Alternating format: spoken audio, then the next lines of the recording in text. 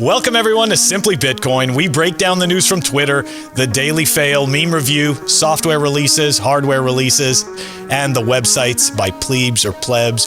We have two very special guests joining us. We have Desiree, who is the CEO of At Thunder Games, and Christian, who is app game developer and tinkerer and the co-founder of ZBDB.io and Mint Gox. All right, we're diving into the numbers. Let's do it. Number time! Number time is brought to you by Bitcoin 2022. It's going to be the largest Bitcoin conference ever.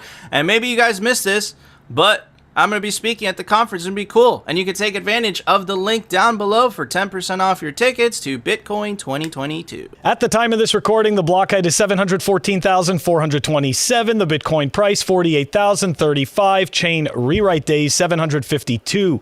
Total public lightning capacity, 3,289.68. Moscow time is climbing, 2,082, and the blocks to the halvening, 125,573.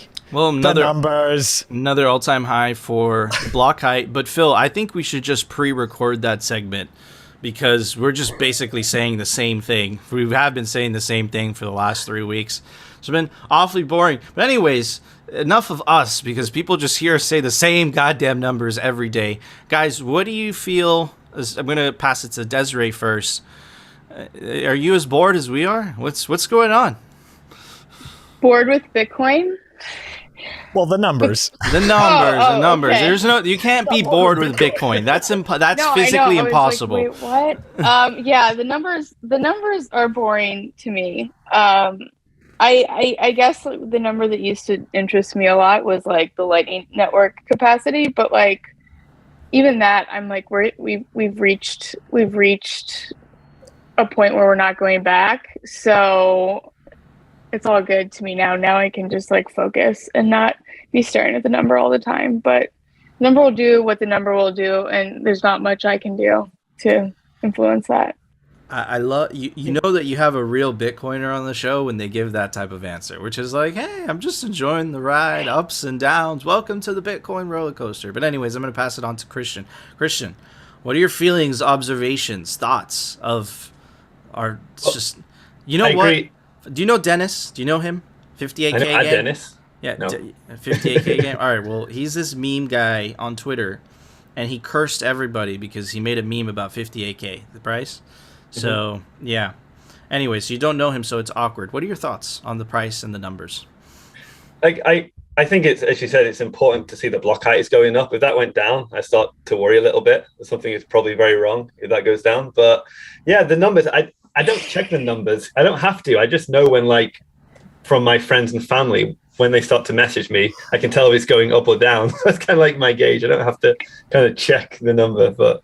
Like that's how I know. That's the one time that I do look is like I know that we're in a dip when like all the haters like in my life start messaging me and be like, "Oh, feel like the environment, don't you? The atmosphere." Yeah, you kind of don't have to check the numbers. You kind of know something's up or down, kind of thing. Yeah, and that's like my signal to buy the dip is when that happens. I love the text message, which is like, "Are you okay?" You know, it's like, are you, like, you know, you get the messages that Bitcoin drops like 30-40%. You get the text, are you okay? And I love it because last time someone did that to me, I sent them a screenshot of Nayib Bukele saying he bought the dip. You know, so I was like, here, that's my answer to are you okay? I think it's kind of a sign of people coming into Bitcoin, right? Because people who've been in there long enough, it's just like a roller coaster, right? You kind of up and down. It's like no big deal, right? But then you get, oh wait, it's gone down. It's like, oh, like what's that meme from the movie with it's like a Netflix one, like a cowboy one. Buster Scruggs. It has that thing where he's in the noose. Oh yeah, first time. It's kind of like that, you know. No, yeah, it totally. The Phil, go ahead. Nico, I just wanted to draw special attention to the really quick comment that Christian made about the block height, that what would worry him is that if the block height was going down. That would be terrible. I was like, for a split second, I'm just listening. I'm like, wait a second, what? Like some some chains, like the block height just like doesn't go up right for a long time, and then there's like a bug in them kind of thing. So that is the end of the world. Though, I remember one time there was bad. like 15 minutes where like it didn't change, or 16 minutes or something like that, like a year ago. Or difficulty adjustments and all this kind of stuff. Right? Yeah. And I was like, wait a second, it's been a while. Dude, it's been much longer than 15 minutes. I think it's been like Right? 35, 40 minutes at one point. I never noticed. Especially with the China ban. But yeah, if the block height started going backwards, that... Like, could... For the no, it couldn't go. No. It could if you were on the wrong chain of a fork, and then you basically got reeled back to the other chain, which didn't. But I guess it would normally go to the longest chain, wouldn't it? It would just go to the longest chain. It would just go to. It would just stay at the number. It would just go to the. It would be the end of the world. A technical scenario which that could happen though. It would be end of the world. Bitcoiners, even if the price didn't move, Bitcoiners would be freaking out about it. Be like, okay, this is bad. Something's going on here. Yeah. We don't know what it is. But anyways, I got some hopium for everybody. Check this out, Phil. Just to show some numbers, right? Because this is the numbers. Check this out. This is Glassnode. It's a Lightning Network capacity, and the reason I brought this up is because Desiree cursed us, okay? And I'm pretty upset because she said it was going up, but now it's going down. Look at that dip. And this completely happened because Desiree said what she said. So Desiree, what are your thoughts on that? I don't know. I'm sorry.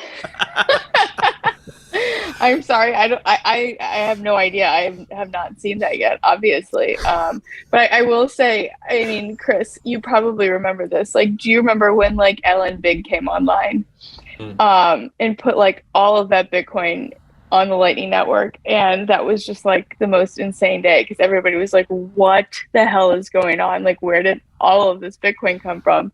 And I will say, in El Salvador at the Adopting Bitcoin conference, I got an LN Big mug. LN Big were there, weren't they? Yeah.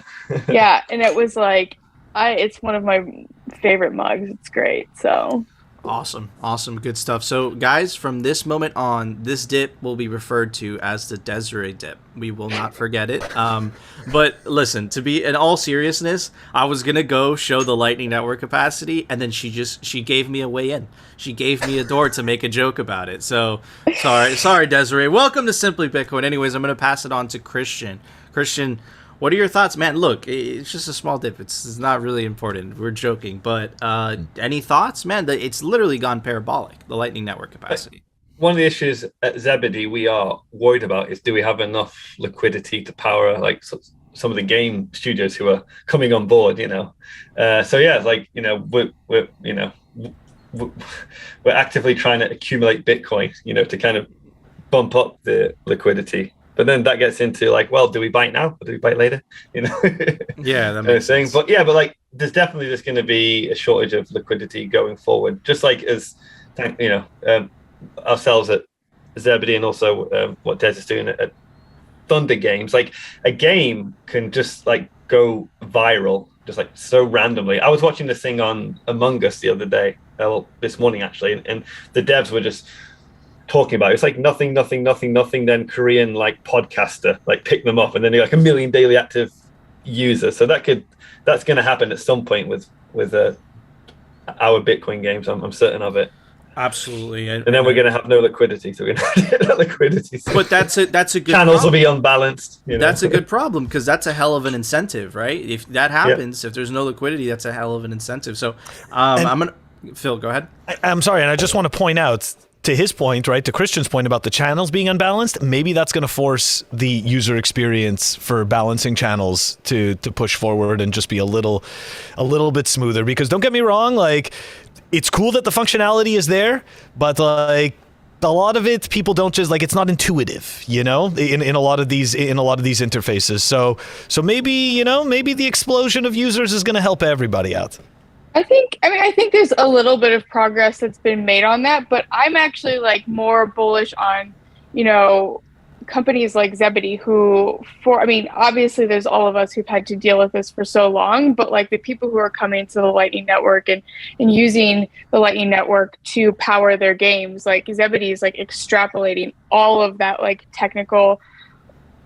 all of those like technical things where you have to balance your own channels.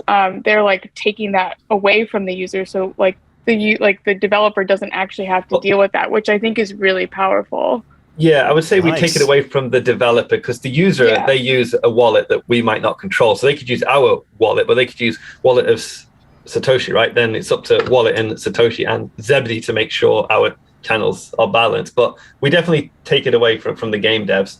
But it is actually, it's kind of like one of these new things. You know how like people say, you know, like jobs will disappear. Well, actually like a job that we need is like full-time channel balancer or something. You know? and these big companies need somebody like that, or maybe even not somebody, at least two people, because then, you know, one person has to sleep, you know, so it's got to, you know, it's one of these new kind of vacation? expertise. That is crazy. You know? That is crazy. I'm glad. Because like what happens is like the guy will go to sleep. The guy who currently at the moment manages the channels, he'll go to sleep, but then one of the games will just like take off, and then like he wakes up in the morning and like wallet of Satoshi can't withdraw. Like, oh yeah, you know, it was just that happens a lot in startups. When something goes wrong, a lot of it's just like the guy whose job that was, he was just asleep. You know? Yeah. It reminds me of that, you know, that meme with the dog and he's in the house that's on fire, like everything is fine and he's just holding the coffee cup. Yep. But yeah, look, I totally brought this topic these numbers randomly, like I was like, oh, okay, this would be fun to talk about. But man, it was good. I learned so. I didn't know that Bitcoin and gaming was so intertwined with the Lightning Network capacity, and I'm sure that a lot of viewers didn't know that as well. So really, really cool stuff. But anyways, Phil, it's time for the Daily Fail. The Daily Fail is brought to you by Amber App. Check them out, amber.app. It's a Bitcoin stacking app by toxic Bitcoiners. The link is down below. I tried to warn them. Nico told me to give context. I still think that it's freaky that yellow's going to appear, and I'm sure that this is creepy for our guests too. But let's just keep going. Amber, the smart way to stack sats. All right, we have an interesting fail. This kind of, it's just strange, right? Because we were talking about this a little bit on Bitcoin Kindergarten last night, and I was putting this story together, and it just fit perfectly, right?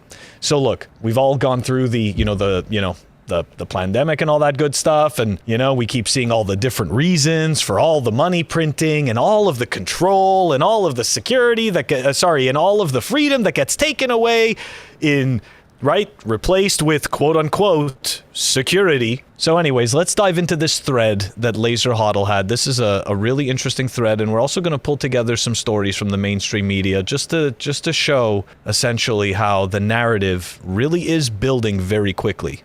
Okay, so what narrative are we talking about? Let's dive in. Cyber pandemic hypothesis. Number 1, massive false flag hack. Number 2, NATO triggers Article 5 for the second time ever. First was 9/11. Great reset allies together against cyber terrorism. Calls for digital identity only internet, which we've already covered. Okay. Great firewall of the West. Let's dive into this, right? So let's take a look at this. This was August 21st. Now, what Laser has done, right? And we have to give him credit for this thread. But this is fantastic because he just kept on adding more and more pieces to it. So now we move over to September 7th. New research warns politically convenient solar storm could hit before 2030 with 12% likelihood. The next solar storm could plunge the world into an internet apocalypse that keeps large swaths of society offline for weeks or even months at a time. There we go, September 7th. Here we go. Another comment around the same time. The White House Cyber Strike Team CISA published Cyber Toolkit, which warns of electromagnetic pulse and cyber attacks as possible attack vectors. All right, so here we go. We're fast forwarding to October 6th. The U.S. establishes cryptocurrency strike team to halt markets used by criminals. Now we fast forward to October 10th. Will the cyber pandemic leverage a real solar storm in order to provide plausible deniability for mass outage? Okay, so we could see what's happening here, right? They're planting the seed, right? The seed is being planted for what's coming. What's coming, most likely, is going to be some type of faked scenario with some type of blackout for communications going on. All right, so now we're fast forwarding to December 9th, right? Israel and the IMF lead simulation of catastrophic cyber attack on the global financial system in this latest globalist war game involving 10 countries. Okay, now here we go. Okay, this was like just a cut, like this was like just yesterday, right? Powell signals fear of major cyber attack on financial system. Let's take a look at this. We're not going to watch the whole video though, because that's, you know, we'll just share the link so you guys can. I would say, you know, cyber risk, the risk of a successful cyber attack is for me, you know, always the most, you know, one that we would be very difficult to deal with. I think we know how to deal with bad loans and things like that. I think more a cyber attack that were to take down a major financial institution or financial market utility would be a really significant financial stability risk that we haven't actually faced yet. So that's the key right there. Haven't faced it yet, but soon it's going to provide a reason for way more money printing because we need more excuses to print more money. Okay. That's my assertion anyways. That's my opinion. Because remember, you have to create narratives, right? Like money doesn't just get printed for nothing. You need reasons to do this, right? You need to provide reasons because you need to put on a show. This is an article from December 13th. Okay. DHS warns of critical flaw in widely used software. And this is December 13th, 2021. DHS's Cybersecurity Infrastructure Security Agency ordered federal civilian agencies to update their software, and Jen Easterly, the head of an agency, warned that the vulnerability was being widely exploited by a growing set of hackers. So here we go. The situation escalated before the weekend when a tool for exploiting the vulnerability was made public on GitHub, a software repository that gave malicious hackers a potential roadmap for how to use the vulnerability to break into devices. And they're talking about the Log4j software. Okay, this is the actual piece of software that they're talking about. But wait, there's more. Right? Because we're not done. It's not just like some piece of software. We need to worry about others. We need to worry about everything. Okay? You got to worry about the software. Boom. Now we've got Iran. All right. U.S. warns that Iranian government-sponsored hackers are targeting key U.S. infrastructures. Now, my favorite part about this is this Windows XP screenshot. I like that. Hackers today, I guess they're still using these old forms. I guess they haven't started using the new forms. Anyways, very interesting. I applaud. Huh? I applaud the Windows XP window frame. I do. It's a rare case for the U.S. government publicly linking Iran with ransomware. Now, they link them with other things, which is typically used by cyber criminals rather than governments. And it's a reminder that America's ransomware problem is not limited to Russia. That's right. We're not just worrying about Iran in this article. We're worrying about Russia too now. So you've got software that you can't stop. You've got countries that are trying to hack into you. It's bad times. It's bad times. And then, of course, I had to just go do a quick search. And this morning, right, just for the sake of it, I could see the 3 articles that pulled up. And, of course, obviously, I'm doing a search, right, for government warns of cyber. What do we pull up? We pull up the CEO of JP Morgan warning about a cyber attack, right? The JP Morgan Council. Apparently, these guys are experts, right? The White House is warning. Right, so here we go. White House warns CEOs of heightened cyber risk. Check this out. The White House is warning CEOs of the heightened cyber risk. This is amazing. These guys are just full of intelligence. Then look, Biden national security official warns of heightened risk of malicious cyber attack. Okay, so you guys, you can obviously see the picture that we've painted. Okay, it's inevitable. There's going to be a massive attack. It's going to black out random parts of communication wherever they see fit, and there's nothing we can do, but I'm sure that they're going to provide a solution. I don't know what that solution's going to be. I have no idea. Maybe some new app that tracks you. I don't see how that would help. I know that money printing is definitely going to be part of the solution. I just don't know what else. I know for sure that we print money to make things go away. So we're going to do that for sure. But I don't know what else. Nico, what else do we do besides that to make problems go away? Look, so first of all, like, we're speculating. That's number one. Okay? Yeah, it's all speculation.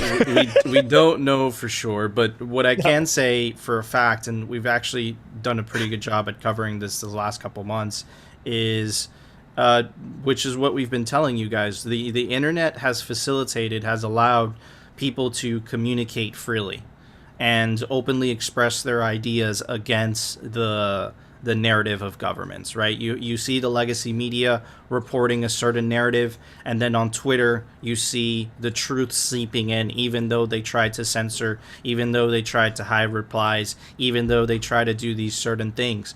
So a cyber attack, which is what Laser Huddle was saying and what Phil is saying, is a very convenient way to essentially kind of do like a Patriot Act for the internet, right? For governments to say, look, this is what happens if, people have too much freedom and we don't have more control. And they also see the China model, right? The China model is the great firewall of China, right? Chinese government has, an army of censors that are deleting messages and deleting posts from their version of Twitter, which is called Weibo, right? So honestly, when you have that many articles and that many legacy reputable news sources all saying the same thing, I don't think it's too much of a stretch to say what is going on here, especially after what we've seen over the last 2 years, right? Governments, institutions that, I think the public used to trust in those institutions are at an all-time low. I think we could say for a fact that governments are using the current situation to justify printing money like never before and to justify a lot of totalitarian powers. And a lot of those totalitarian powers aren't really based on data, right? I live in Florida. Florida is one of the most open states in the U.S. And in terms of, in terms of regulations and that to try to stop what's going on in the world, and it has one of the lowest rates in the world, right? You have Sweden as well. So what is going on here, right? And again, that's just a question to ask. And how does this connect with the cyber pandemic that Phil was covering? Is why are these people talking about this so much? Like, why are they talking about this so much? Well, like, you have to question yourself. So why is the White House talking about? Why is the DHS talking about this, right? What's going on, right? A decentralized system like Bitcoin, yeah, you could take out a couple miners. In fact, China did this year. But the honey badgers didn't care. The incentives of Bitcoin made the hash rate come back in a record rate. I think none of us expected it to come back so quickly. So there's obviously a solution to this cyber attack. These cyber attacks affect centralized systems, right? The answer to this is not giving a central authority more power so that you can implement more totalitarianism. It's to implement a new system that isn't prone to those types of vulnerabilities. Anyway, that's my opinion. I'd love to get Desiree's thoughts and then Christian's. Well, I personally love cyber attacks. I'm kidding. So to me, I don't know. My husband actually works in cybersecurity, so I hear about this stuff like way more than the average person, and it's so Top boring secret to me. Information? No, not anymore. But when's it going to happen, Des? The date? When's the black eye? Oh my God! Should I make another prediction, you guys? I predict it's going to be January 17th. You heard it. No, would it be before or after Chinese New Year? I guess. I don't know. I don't know. I mean, it's all. I don't even know what to believe anymore because I see these threads. Desiree, let me ask you something. Are Phil and I just seeing things that are not there? No, I think we're totally fucked. I think we're so totally fucked. I mean, I think the bigger threat is actually China from everything that I've heard, and it's that's where, and it's not necessarily cyber attacks. It's theft of business secrets, theft of things that are valuable to the U.S. I think that's the biggest threat to the U.S. From what I've observed personally, but.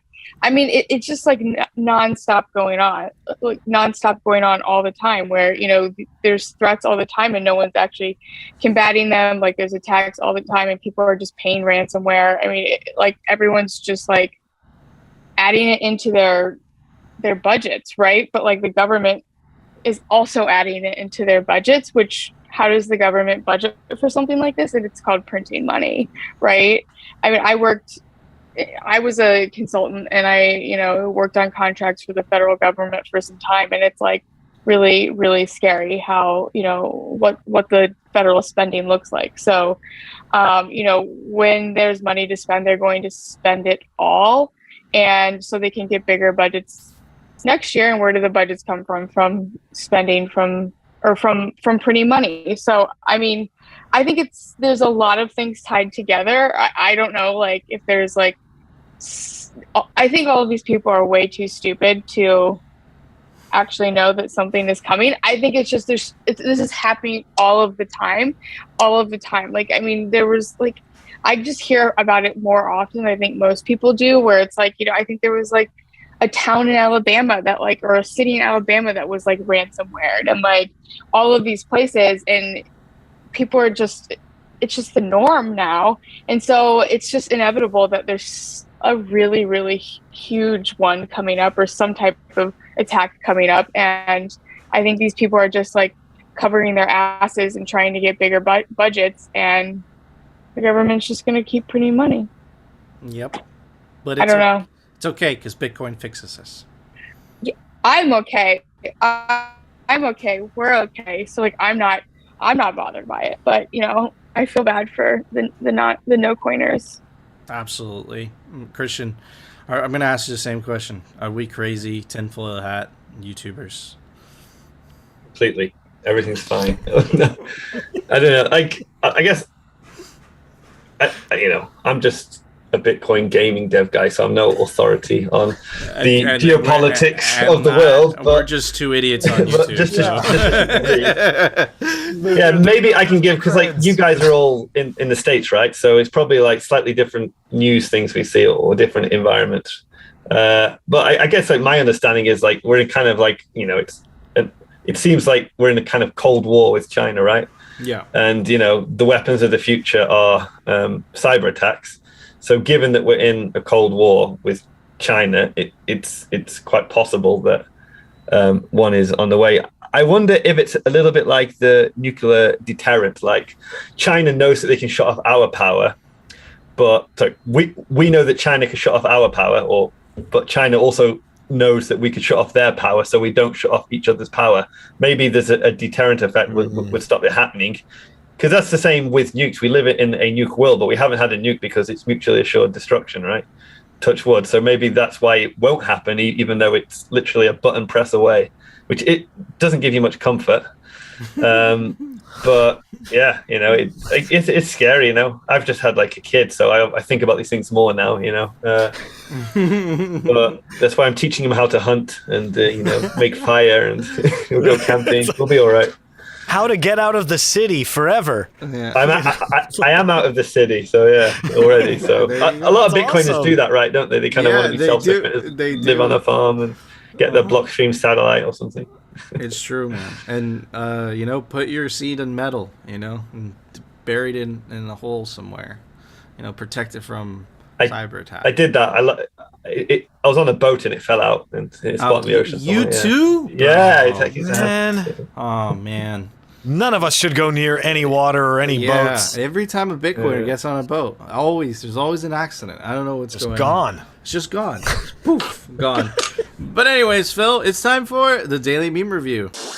The Daily Meme Review is brought to you by Citadel 21. It's the best Bitcoin cultural zine. It's awesome stories by plebs, for plebs, awesome toxic stories, and they're scarce. There's only 1,000 copies made per volume. Anyways, get your copy of Citadel 21 today. All right, okay, 3, 2, 1. All right, everybody, the first meme for today is brought to us by Giggles Muh.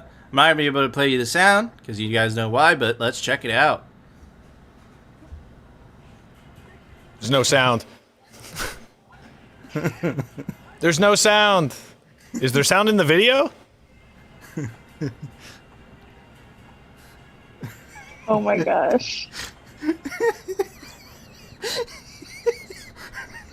Oh man, I'm just wondering like how those people actually do that. Like, anyways, okay. Next one brought to us by LC_HODL2. Memes, toxic plebs, influencers, clout chasers, and grifters. Absolutely hilarious. Moving on to the next one. It's by Leota. And good morning, Bitcoin Twitter. Brothers and sisters are natural, like shitcoiners and Bitcoiners, or bankers or Bitcoiners, or statists and Bitcoiners, or Bitcoiners and other Bitcoiners. Damn Bitcoiners, they ruined Bitcoin. You Bitcoiners sure are contentious people. You just made an enemy for life. What is going on, Phil? Okay. Next one brought to us by the legendary Greg Zag from the Meme Factory that doesn't exist. Anyways, I don't know when, but there will be problems with this. Fractionally reserve Bitcoin custodians when they realize you can't roll back the chain. I like that. That's a good meme. Okay, next one brought to us by a legendary YouTuber BTC Sessions, Shitcoiners. He submitted this, by the way. Bitcoiners. Oh, dude, this is great. Okay, I saw that one today. This is going to be the headline meme brought to us by BTC Sessions. We're going to be on his Christmas special, by the way. Definitely tune in on December 23rd, if I'm correct. But anyways, for those memes, because we have gaming devs on the show and Halo Infinite just came out, I'm going to give it Master Chief. And he's green, so it sucks. Kind of blends in. It's a little Master Chief figurine thing. I don't know. I'm a nerd like that. Anyways, Desiree, what did you give those memes? I gave them my glass of Panda Puffs. Glass of Panda Puffs. I love Panda Puffs, and I thought those were some good memes, especially the last one. Boom. Let's drop mic moment. No one's ever given Panda Puffs before. Phil, could you beat that? Could you beat that score? You know what? I'm going to go classy on this one, especially after my Alex Jones moment. We're going to go with this painting. It's an owl? It's an owl, yep. Colorful owl. Pretty owl. owl. Wow. Okay. It's awesome. Very nice. The painting that I got in Gloucester. I don't know. I can't pronounce anything in New England. It's Gloucester, Gloucester. I have no idea. Christian, do you know how to pronounce that? I don't know how it's spelled, but it doesn't matter how it's spelled. I'm in New England. Yeah, in New England, it's a town. So we have lots of words in England, towns or cities end in Chester. So there's like Manchester is one, or Chester is another one, or Gloucestershire is another one. It's yeah. There you go. I think that's it. That one's just said it. Right Gloucestershire, bro. Well, I think the meaning is Roman town. I believe it means it was like a Roman. Well, obviously in the States it wasn't. It probably was named after the original one in England. But it was if it's a town was built when the Romans occupied us or. Once it occupied us, they ruled us, but there weren't many Romans moved over. But anyway, yeah, that's probably where. Yeah. So, Christian, what would you? Thank you for that. I didn't know that. See, the Phil, more you know. learn something. The more you know. So, Christian, what would you give those memes? I will give not one, but 2 counterparty stickers. Ooh. Yes, it's the Bitcoin home of memes, I guess, because that's where all the rare Pepes live. Oh. We've never gotten powder puffs. We've never gotten those either. Yep, these are. Come on, counterparty stickers? You kidding me? These are phenomenal. This is insane. These are great scores. These are great scores. But anyways, guys, we want to know if you agree with our scores, disagree. Let us know down in the comment section. And you guys know the drill.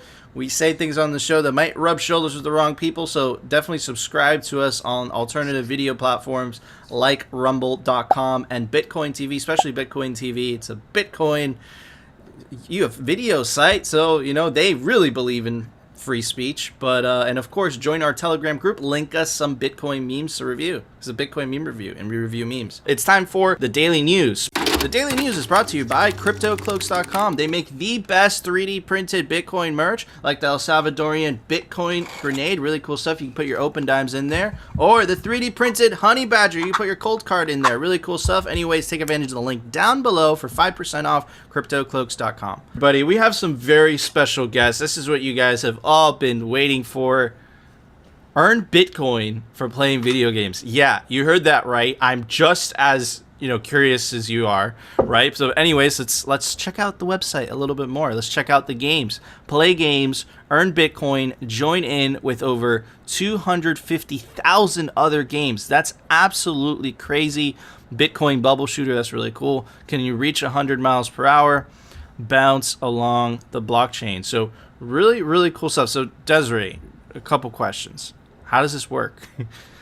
Yeah, definitely. Which also, by the way, we're still updating the website. But the Thunder Bay, the bubble shooter, actually just came out today. Oh. So if you haven't yet, you will. Everyone should go download it. It's available on both the App Store and Google Play. But basically, I mean, it's so simple. They are just really fun, addicting mobile games, and you can go to the App Store, Google Play Store, which everybody is familiar with, everybody's used. very familiar experience, and you can just download them, play, and you can stack sats. So effectively, you can just very easily onboard to Bitcoin and become a Bitcoiner. So that's like what you've just seen. So let me ask you something. Okay, because I'm looking at that, but how do the economics of that work? Yeah, so right now, the way that it's set up, because obviously you can't be doing Bitcoin payments in the game itself because of the rules with the App Store and Google Play stores. So right now, the way it's set up as, the more you play, you can earn these tickets, these purple tickets that appear during the game, or, you win them as rewards. And then there is a daily raffle where you can earn sats daily with those tickets. And I mean, pretty much everybody wins. But that's how it is. We have it working out now. Obviously, it would be more ideal if we were like doing Bitcoin payments in the game, but we want to always make sure that our games are available in the App Store and Google Play stores, because that is like the safest, most familiar place for people to go and download apps. And that's really one of the biggest missions of Thunder, is bringing Bitcoin to people through mobile games. So, like our chief product officer, he won his first Bitcoin playing Bitcoin Bounce. And that's how he became a Bitcoiner. He won Bitcoin and he's like, I'm not going to delete this game from my phone because I have Bitcoin in here. And then he was really forced to learn how to, download a wallet and cash out his Bitcoin to, any Zebedee wallet of Satoshi, any wallet of his choosing. And, and he became a Bitcoiner that way. So that's really our mission, is just making really fun, addicting mobile games that introduce people to Bitcoin and make it really, really simple to earn Bitcoin. Whereas you don't have to go to Coinbase and upload a photo of your passport and sacrifice your firstborn and those type of things. So it's very, very easy, simple onboarding process. So what you're saying is it's KYC free? So to play, yeah. So I mean, once you cash out, there are you have an account and stuff like that, but there's different types of KYC for different limits. But to actually earn your first Bitcoin, you don't need to go through that whole entire KYC process. So. Yeah, and it's, man, the KYC, it's just so annoying. We actually had a KYC expert on the show, and we literally went through it. He wrote this amazing paper, and he's essentially made the argument, right, that with the receipts, that KYC doesn't stop anything, right? It actually helps criminals, right? And you guys could go check out that episode. But Desiree, I have a question for you. So when I asked you how the economics of this work, what's in it for, who's paying this Bitcoin to who? Who's paying the gamers Bitcoin? Yeah, so right now, I mean, that's something really that we're excited to experiment with. But right now, it's just very traditional mobile monetization models. So through ads, which suck, and that's something that we're working through. Doing surveys and tasks through offer walls, and then obviously sponsorship. So it's working. People and also in-game app purchases, which I believe the both stores, and Chris, maybe you can correct me if I'm wrong, you can actually purchase in-game assets outside of the app store. And so I think there's some things you can do there with Bitcoin. But right now we're just operating solely on kind of those traditional mobile gaming models, which, that's something that we're really thinking about too, is okay, how can we make these ads or these ways that we're monetizing more meaningful, and make them more of a circular in-game economy. So right now it's working because those models do make money very well, actually. So also, we're not going to just throw Bitcoin into something and hope that it's better than the current model. If it isn't broken, why are we fixing it? So we're trying to do something that actually is, it's a better incentive, and it for people to switch to kind of what we're working on. Yeah, so I mean that I didn't know this was possible because I never understood the incentives, but now that you've explained it, it makes Yeah. a whole lot of sense. But that Christian, you want to say something? Yeah, I was going to say, like, so games have ads anyway, but the user gets nothing, for watching them, Yeah. right? So what like Jack and Des do at Thunder Games, and I've also done in the past, and I'm doing now, is you just give a percentage of that ad revenue back to the player, and then it kind of makes them play more, So then they kind of make more revenue. So it's kind of a win-win situation. And also, if you kind of know that your players are all kind of like people interested in earning Bitcoin, you can actually get a premium on the ads because you can go to like, a Bitcoin company who wants Bitcoin people, right? You can say, hey, all our players are winning Bitcoin, something like an exchange, for example, right? They're winning Bitcoin, they're going to want to cash out maybe at some point. So so you get a premium. So yeah, it's quite, obviously it's I think going forward, everybody just wants to have some sort of circular economy where people are buying and selling, but this is really cool, low hanging fruit. It's just and it's a great way to, as Des said, to onboard people, because people are a bit confused or about how to get into Bitcoin, and they don't want to go to an exchange and then have to KYC themselves up to the eyeballs to get the first Bitcoin. But with Lightning Games, because the first amounts are so small, at least at Zebedee, up to a decent amount, you don't have to do any KYC. And then if you start to get more than like $200 or a few days, then unfortunately KYC comes into it. But just to kind of orange pill people, you can just do that by tapping a screen, and yeah, it's really cool to see it. And I think people, I mean, I hate KYC as much as the next person, but ultimately, like most places, you have to do it, especially if you're a business. There's frameworks we have to operate within, but I find that like when people you do your business from jail, can't you, Des? Always. I'd be great in jail. Cozy. No. But I think it's so much better to for people to have actually won the Bitcoin and having had fun winning that Bitcoin. They're going to be like much more okay with going through that KYC process because they've already earned the Bitcoin, rather than going through like KYC with Coinbase up front and then being like, oh shit, now I have to actually like give you fiat money too. And like, it feels like you're having to do so much up front. Whereas like with games, like psychologically, it feels like you're being gifted something and then you're having to do like some kind of crappy task on the other side. And so I think people are more willing to do that. At least that's what, we're finding anyways.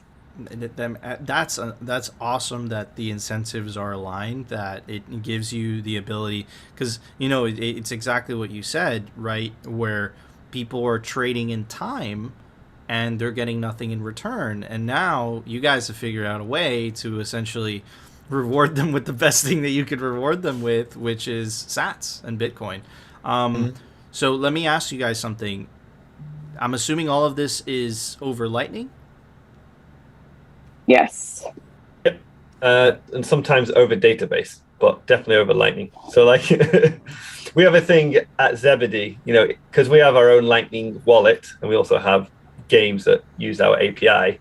So sometimes if the user is playing now a game on our platform with wallet of Satoshi, that's sent over Lightning. But if they're playing with our wallet, there's no point to send it over Lightning because it's going from our node to our node. So then we do like this new tech we call database. It's super scalable.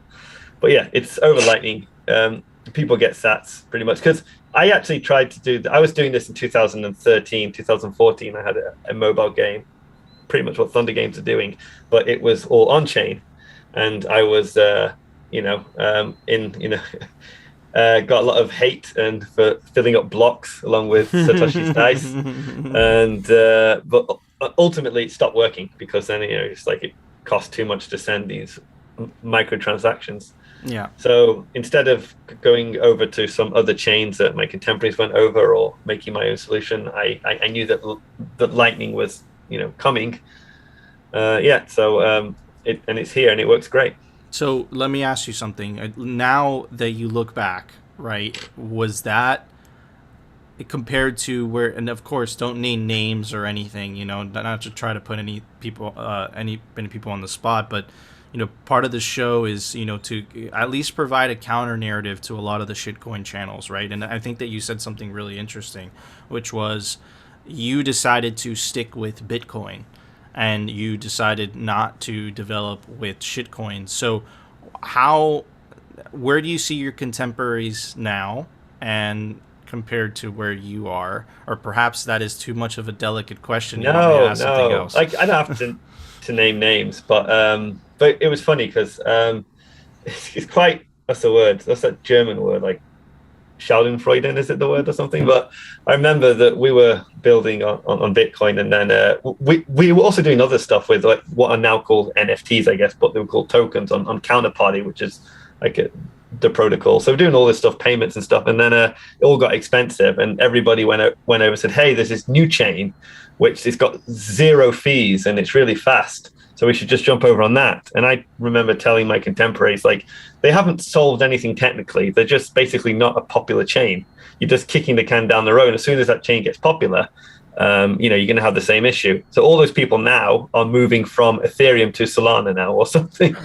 So they kind of move from Bitcoin to Ethereum, and now they move from Ethereum to like EOS and to a Solana. So it's kind of so that's why I just, like, to be fair, I think a lot of those people, had made companies, so they needed to kind of get their product out there. And it needed to be working. So I was just an indie developer, so I could just kind of, shut shop for a year or two while Lightning was ready. So, but yeah, that was the main reason. I just didn't see, they didn't really solve anything technically to scale. And Bitcoin actually has the best chance of scaling because Bitcoin is inherently simple. It's just trying to do one thing, right? It's trying to do money. When all these chains are trying to do all sorts of things like smart contracts, and that's an order of magnitude more difficult to scale, even if it's possible. But with Bitcoin, all you've got to do is but you've got to scale one use case, kind of sending money. So that's why we're able to make something like the Lightning Network.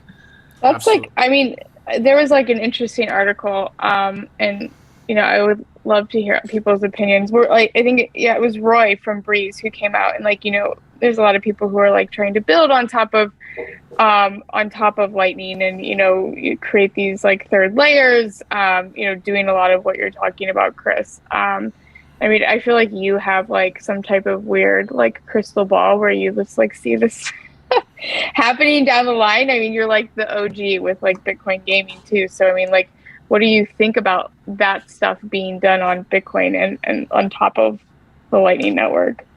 What do you mean, like what stuff, like smart contracts or DeFi? Or Yeah. So I think there's two questions here. One is like a philosophical question, like does this stuff need a blockchain? I think a lot of times they just do a blockchain because it's a hype, and what they actually want doesn't really need it. It's kind of like, what's the word? It's a Rube Goldberg machine. You ever seen those machines? Yeah. Where, and then once they find, it's just, so I think there's a lot of that.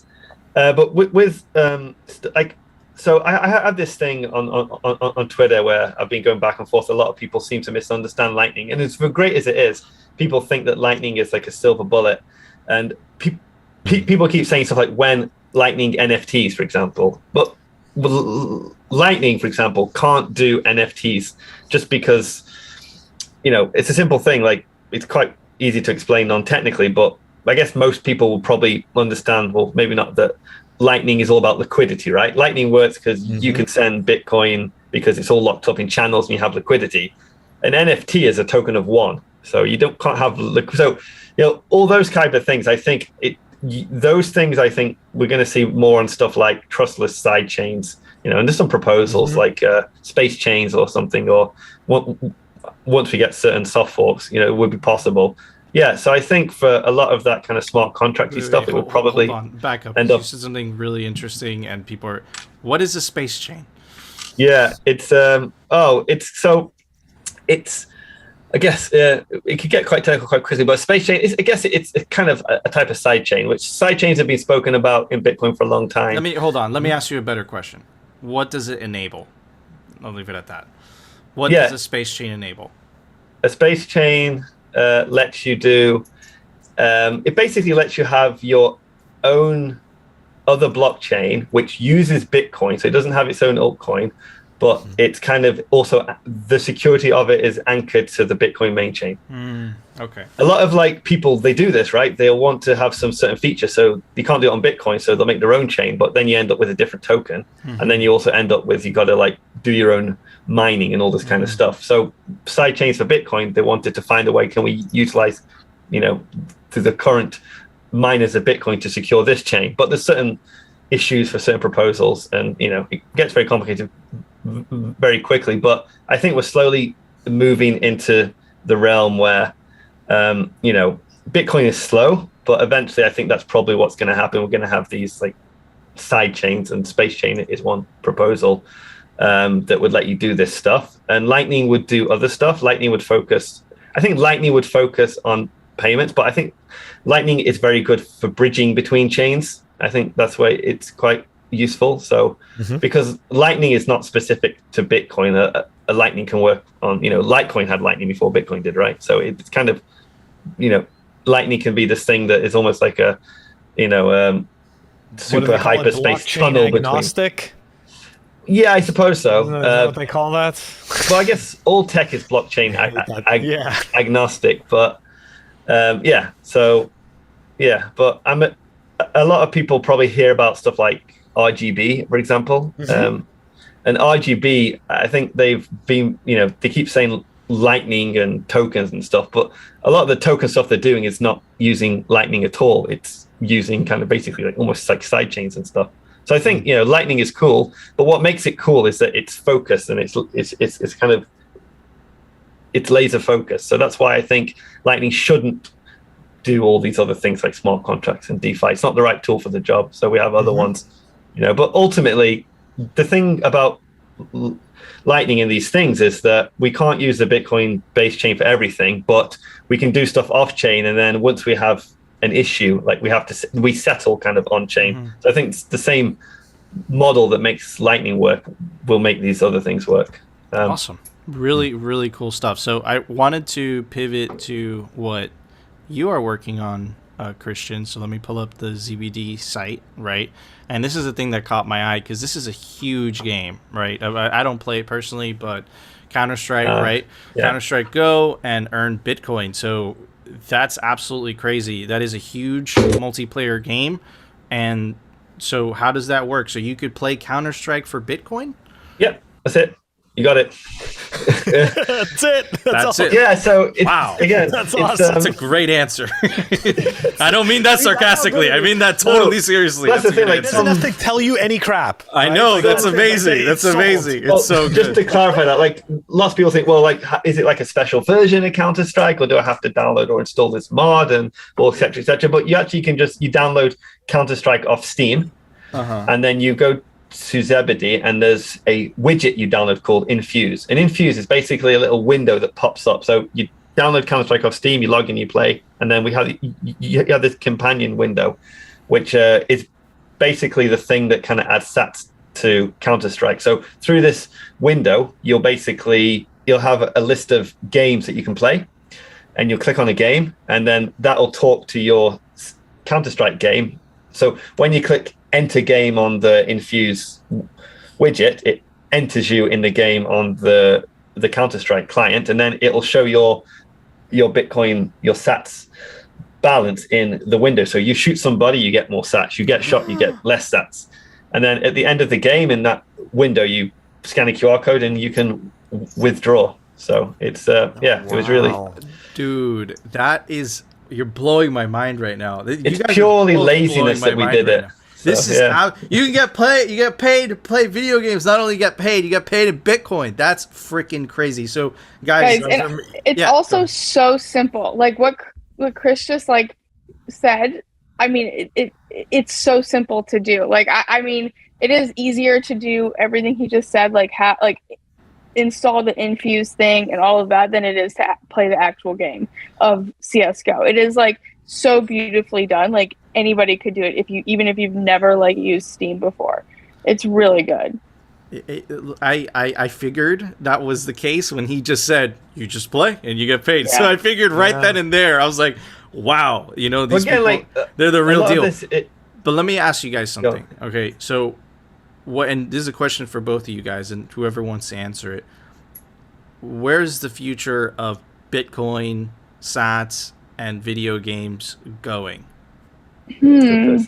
I mean, I think it's just going to be slow. I think we're still super, super early. Obviously all of these games that are coming out that are just like more generally blockchain games are really massively popular right now. I mean, look at Axie Infinity, and there's just a bajillion of them, and they're getting an insane amount of investment dollars. I don't think that's a bad thing for Bitcoin gaming. Like, hopefully we can also ride that game, but I think in terms of I think they're like sprinting, whereas like we're in it for the marathon, right? Like, I think those games are super fun, but those games are just like, they're just leaking value, right? Like, I don't think there's like a long-term plan for actually, like you said, like, and something that we're thinking a lot about is like really creating like game economies that make sense. And so I think in the end, like, I hope a lot of those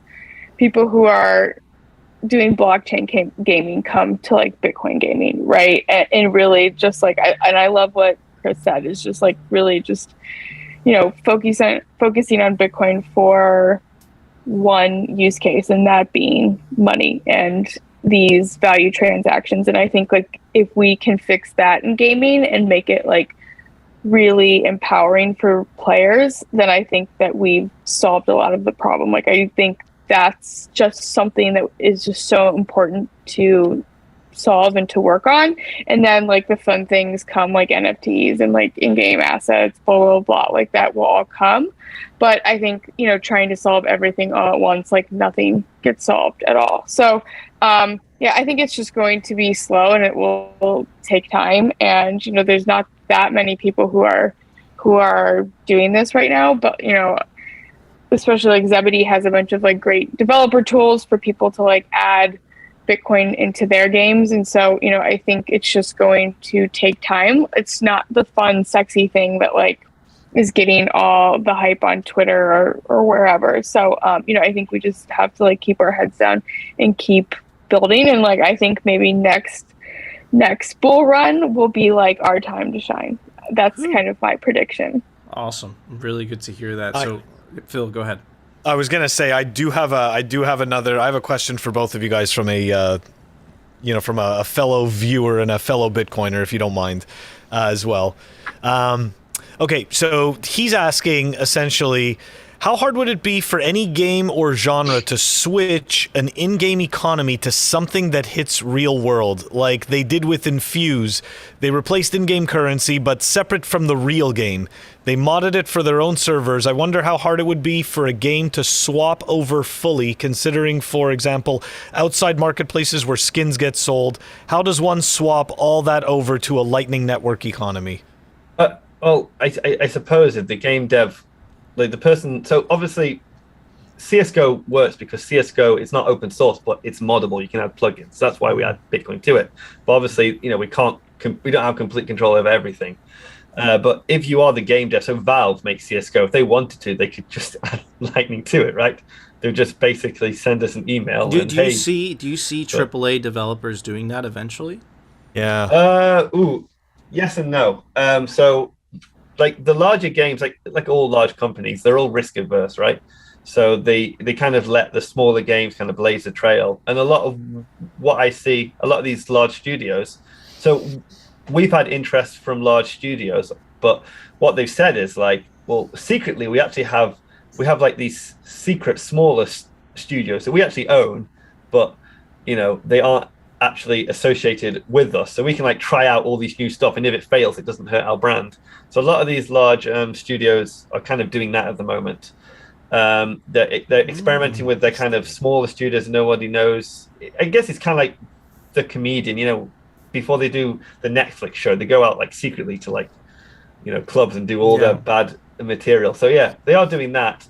I personally think that at the moment, the whole gaming space is like 90%, 99%. It's like basically blockchain gaming is like NFTs, and nobody knows what an NFT means. An NFT, because like they do it on all these different chains. Like I hear an announcement. I think Melania Trump is doing NFTs now or something. Yeah, I saw that on Twitter. Somebody's doing it so on funny. Tezos, somebody's doing it on Solana, somebody's doing Ethereum, somebody's doing it on Dapper. Like, ultimately, they're all going to do NFTs, but in, you know, the most kind of centralized way. And I think that's very different from what we're doing. But my point is that it's kind of sad, but it's kind of good, because it means that Thunder Games and Zebedee are early and going to reap all the rewards, but nobody knows about the Lightning Network yet, because, you know, we haven't done an ICO, we haven't pumped it, we haven't got like $1 billion just for marketing, right? So we're kind of like the slow and steady, diligent worker who's like, it's not funded by crazy inflated ICOs or something, but we work slower, but everything we do is going to last and it matters. Well, I think some of these other games, they'll follow the typical like ICO cycle, right? They'll go really, really crazy and make billions of dollars, and then eventually their token dumps, and then all the players leave to go on to the next one. You know, it's like they're getting these quick, these quick stimulus and effects, but they're not. I don't think they have anything sustainable. But games that utilize a value mechanism, which ultimately settles in Bitcoin, I believe it's much more sustainable. So it's like it's a marathon, not a sprint. Awesome. So I think I do see those games coming over, and I'll just end with I've been at a couple of gaming conferences where we showcase the games that we do at Zebedee, and we've always been in like the blockchain gaming room, right? So we've been at tables with other people making blockchain games, and the Lightning games are the only games where people could just go up, play a game, like scan a QR code and get the sats. All the other games is like, yeah, you have to get this token, but you get it on Binance Chain, but you can also get it on Sushi Swap. Then you have to stake it, you know. And it was so I think once they start to see the Lightning Network and actually hear about it, you know, I think there's a lot of low hanging fruit of just getting Lightning Network known. But yeah, but that's our job, Des and I. that's what we got to do, get the word out there. Phil, this is so incredibly bullish. Yeah. Man. You guys have a very bright future in front of you. I could already see it. I think the sky is the limit. Really cool stuff. Absolutely blew my mind today. But anyways, Phil, there was an open source software release today. Why don't you tell everybody about it? Software releases. The software releases are brought to you by CipherSafe. Check them out, cyphersafe.io. Store your seed in the Cipher Wheel. It's made of steel, pet-proof, tamper-proof, rust-proof, fill-proof. Link is down below in the show notes. We've got Simple Wallet version 2.4.22 that was released. Don't forget, guys, rain or shine, Monday through Saturday, we post. And don't forget, our audio-only episodes are dropped daily. They're on Apple Podcasts, Spotify, and Anchor. Awesome. Thank you, Phil. All right, guys, that was our show. Before we go, I want to give a very special shout out to our awesome guests. Definitely go check out Desiree Dickerson. You could check out her Twitter linked down below. She's the CEO of Thunder Games. Download Thunder Pay right now. Earn some Bitcoin. You heard that right. Play video game, you earn Bitcoin. Absolutely crazy. Another special shout out to Christian Moss. You can give him a follow with the link down below. He is the CEO of ZBD. No, I'm not. I'm a co-founder, not CEO. I fucked up. He's the co-founder of ZBD. I should have asked first. And guys, download the plugin for CSW. Earn Bitcoin playing CS. That's a Counter-Strike. That's absolutely mind-blowing. I can't believe it. But anyways, guys, if you enjoyed the show, you know what to do. Smash that like button. And of course, if you want to continue hearing the catastrophic fails from shitcoiners, central bankers, all the above, and the Bitcoin news from the pleb perspective, definitely consider subscribing. And we'll see you tomorrow, guys, for a brand new episode of Simply Bitcoin. The Bitcoin Lightning Network. Still few, but soon moon. We'll be right back.